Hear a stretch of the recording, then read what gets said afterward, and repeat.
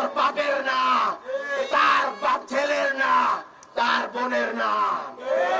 ৭১ আর কোন দলের না। আজকে ওই গুজরাটের কসাই নরেন্দ্র মোদী টুইট করে বলে ৭১-এর বিজয় নাকি তাদের।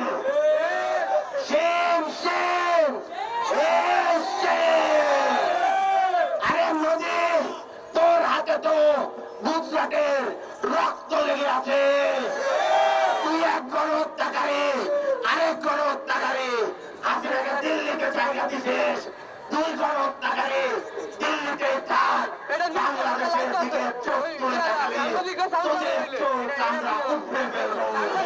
বছর শেষের খুশি নগদে হবে বেশি। নগদ পেমেন্টে নির্দিষ্ট ক্যাটাগরির কেনাকাটায় ৩০০ টাকা পর্যন্ত ক্যাশব্যাক। একটি জাতির মুক্তি সংগ্রাম শুধুমাত্র একটি যুদ্ধে সমাপ্ত হয় এরকম কোনো কথা নাই।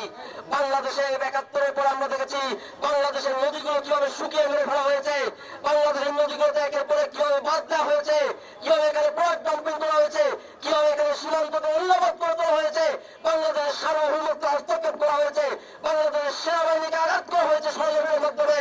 বারবার এগুলো করা হয়েছে। আমাদের স্বাধীনতা ও সার্বভৌমত্বের প্রশ্নে আমরা ৭১ একটি মানচিত্র পেয়েছি লক্ষ লক্ষ শহীদ ভাই বোনদের আত্মত্যাগের মাধ্যমে। কিন্তু আমাদের স্বাধীনতা সার্বভৌমত্ব পূর্ণাঙ্গভাবে অর্জিত হয় নাই। আমাদের লড়াই চলমান।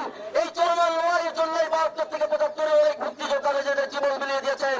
আমরা ২৪-এর গণ অভ্যুত্থানকারীরা সেই লড়াইয়ের উত্তরাধিকারী। এই লড়াই আমরা শেষ করে ছাড়বো। এই লড়াই আমরা শেষ করে ছাড়বো।